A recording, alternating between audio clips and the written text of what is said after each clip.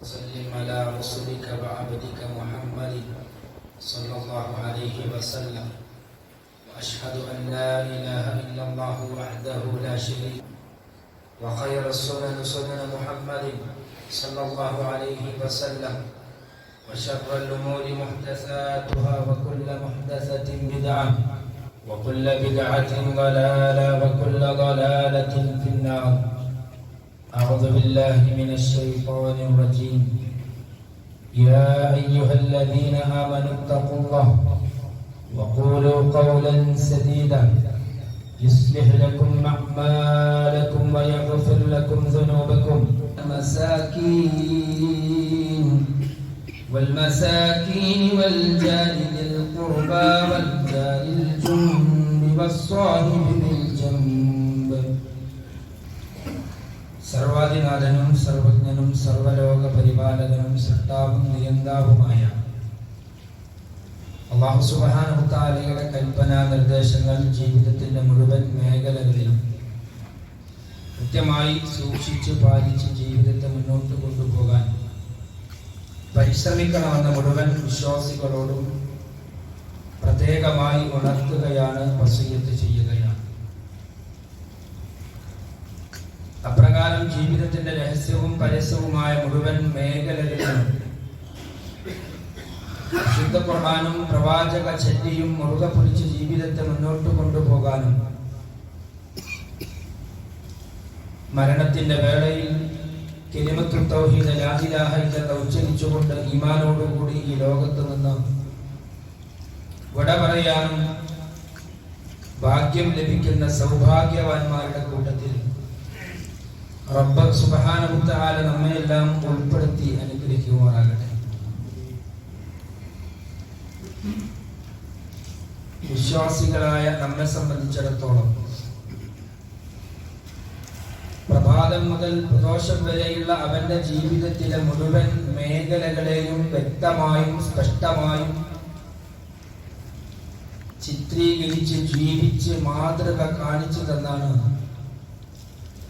ലോകത്തിന്റെ പ്രവാചകൻ മുഹമ്മദ് നബി സല്ലല്ലാഹു അലൈഹി വസല്ലമ ഈ ലോകത്ത് നിന്ന് വിട പറഞ്ഞു പോയത്. ഒരു വിശ്വാസി ആരാകണമെന്നും അവന്റെ ജീവിതത്തിൽ അവനുണ്ടാകേണ്ട ഗുണങ്ങൾ, ക്വാളിറ്റികൾ എന്തൊക്കെയാകണമെന്നും തിരുദൂതർ സല്ലല്ലാഹു അലൈഹി വസല്ലമ മാനവലോകത്തെ പഠിപ്പിച്ചു.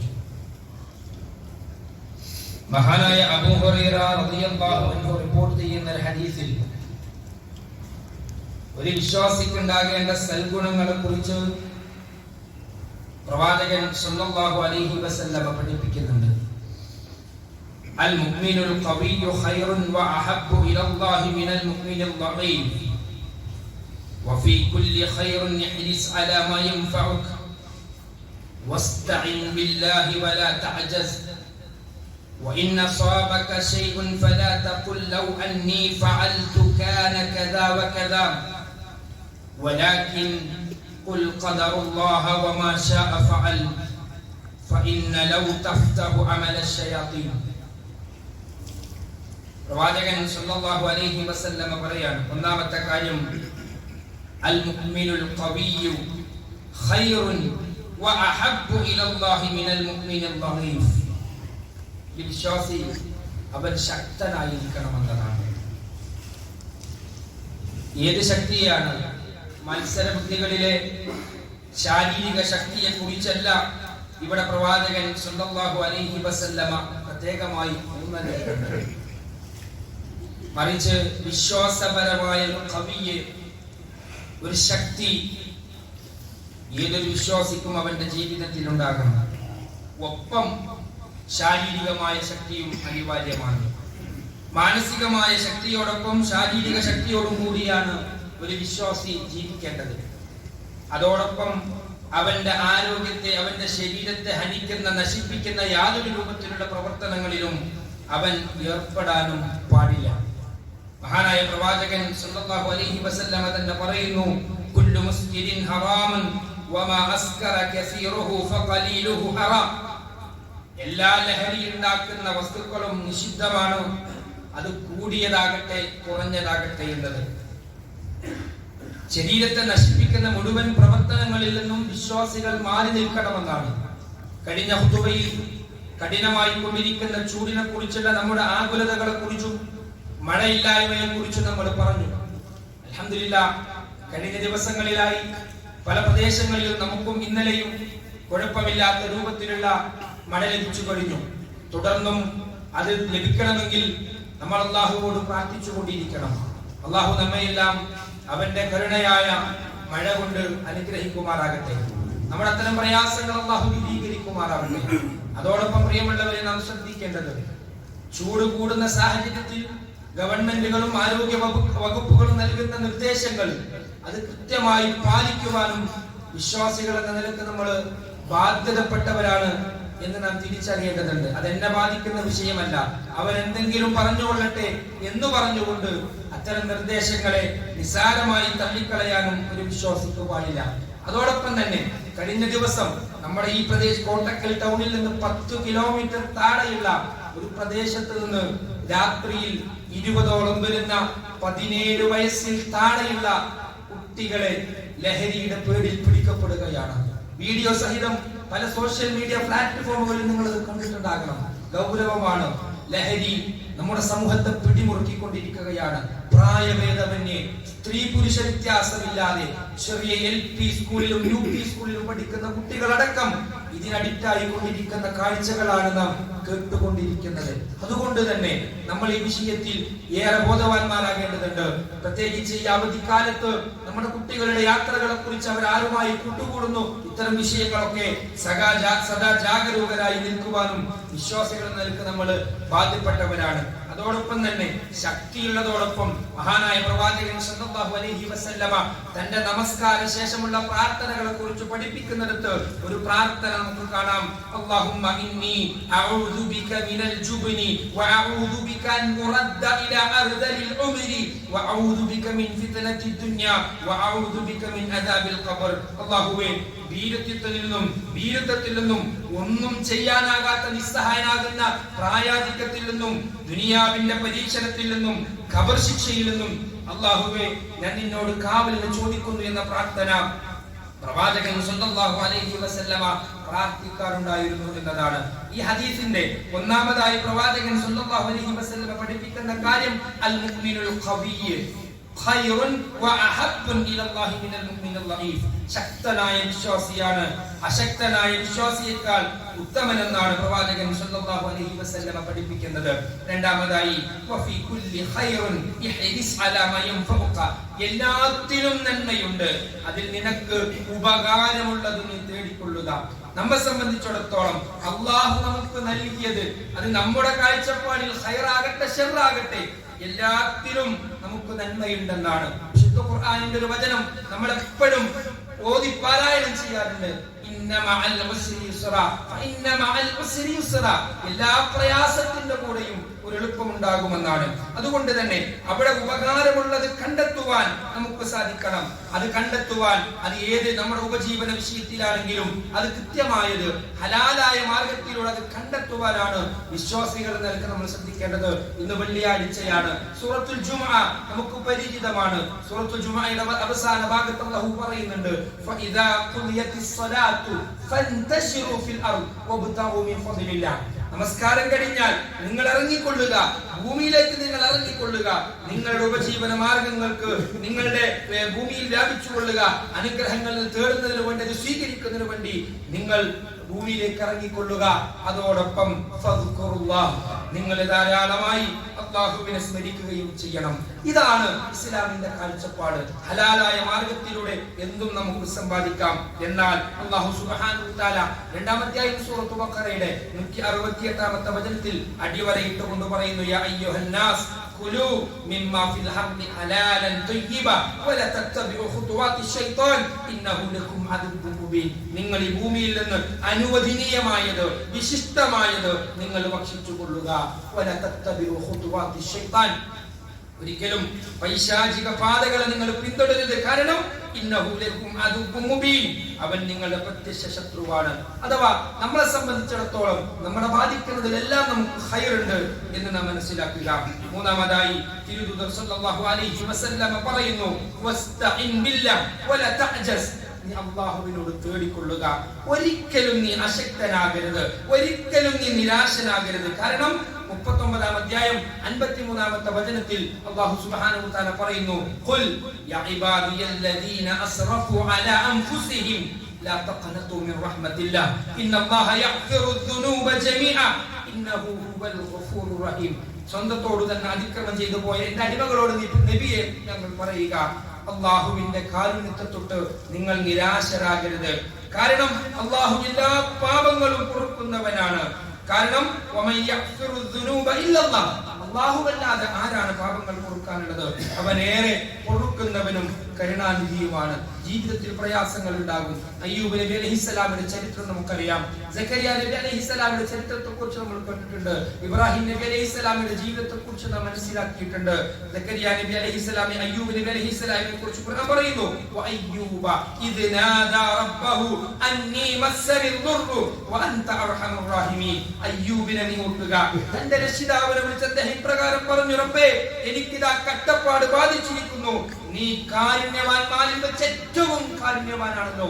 ഇതാണ് ഇസ്ലാമിക മാതൃക. നിങ്ങൾ ആലോചിച്ചു നോക്കൂ, ഈ കഴിഞ്ഞ ദിവസങ്ങളിൽ മഴയില്ലാതെ പ്രയാസപ്പെട്ടപ്പോ മുസ്ലിങ്ങൾ മുഴുവൻ ആകാശലോകത്തേക്ക് കൈയെത്തി പ്രാർത്ഥിച്ചപ്പോഴും അവിടെ കൊടയെടുക്കുവാനും വടിയെടുത്ത് മമ്പുറത്തേക്ക് പോകുവാനും ശിർക്കൻ വിശ്വാസങ്ങളെ അവിടെയും ചൂഷണ വിധേയമാക്കാനാണ് നമ്മുടെ നാട്ടിലെ ഒരു വിഭാഗം പുരോഹിതന്മാർ പരിശ്രമിച്ചിട്ടുള്ളത് എന്നതിന്റെ ഗൗരവം നാം തിരിച്ചറിയേണ്ടതുണ്ട്. നമ്മെ സംബന്ധിച്ചിടത്തോളം അല്ലാഹുവിനുള്ള പ്രതീക്ഷ നഷ്ടപ്പെടാതിരിക്കുക എന്നത് ഏറെ സുപ്രധാനമാണ്. കാരണം فاستجبنا له فكشفنا ما به من الضر وآتيناه أهله ومثلهم معهم رحمة من عندنا وذكرى للعابدين. അങ്ങനെ അയ്യൂബ് നബി അലൈഹിസ്സലാം കഠിനമായ രോഗവും പ്രയാസങ്ങളും അദ്ദേഹത്തിന് അനുഭവപ്പെട്ടപ്പോൾ അദ്ദേഹം റബ്ബിനോട് ആത്മാർത്ഥമായി പ്രാർത്ഥിച്ചു.